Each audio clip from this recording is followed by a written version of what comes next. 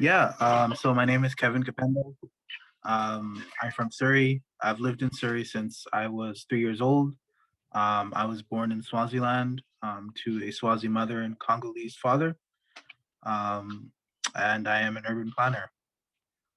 It's looking at of our diversity as well as kind of our shared experiences. It's important that people, um, view kind of understand blackness. So it's about more than just okay, black people were slaves or Europeans colonized Africa, or during the Cold War there was a scramble for Africa, and African countries were either declaring themselves as communist or as I guess I guess liberal republics. It's not too often the focus is on like looking at black people and kind of looking at the black experience in relation to kind of white people, because I think that Black History Month is really about just it's about us. It's about celebrating our accomplishments, examining the kind of state of black society, learning about our diversity. So looking at our accomplishments, our migration patterns, kind of our history, um, in ways that have nothing to do with white people. Stuff about histories that have to do with white people. What about our stories? Two things. The first thing is education. Um, that's the first thing is we need education reform. Black history needs to be taught in schools, both with regard to kind of the violent histories that exist. So we can't ignore slavery and stuff like that. Like most Canadians don't actually know that slavery existed in Canada.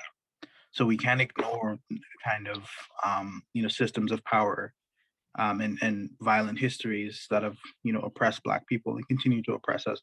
But at the same time, like Canadians should know the accomplishments of Black Canadians, in contexts that have nothing to do with kind of like history and colonization. So it's important that it starts at the school. And then the second thing is that it starts at the top with kind of our leaders and our institutions. So um, Yeah. you know, it's important that um, we have we have programming not just during Black History, but our broadcasters and our multi-billion-dollar media companies are discussing these issues. For instance, the Canadian government, by law, they could easily pass a law saying that during Black History Month, you should be showing this much Black Canadian content and really telling Black stories. They have the capacity, regulators have the capacity to do that. So it starts at the institutional level. The cities need to be kind of honoring Black History Month through kind of cultural assets. The museums and the art galleries need to be having relevant programming during this time. And then obviously it starts with our leaders. Muhammad Ali, somebody who is beloved in Africa. There's a rap song by the game called Ali Bomaye, and that's what the Congolese people were chanting. During the rumble in the jungle when he, I think it was Fraser in the Congo. But it's just people who I think transcend kind of geographies, transcend language. Um, Maya Angelou, Aimé Césaire is someone from Martinique who, his works on anti-colonialism read throughout the diaspora. Um, MLK obviously tried to use this month to talk about people who weren't from the United States. Dr. Rosemary Brown, Lincoln Alexander, two people, close to home in BC who shaped the politics last century, fighting for justice.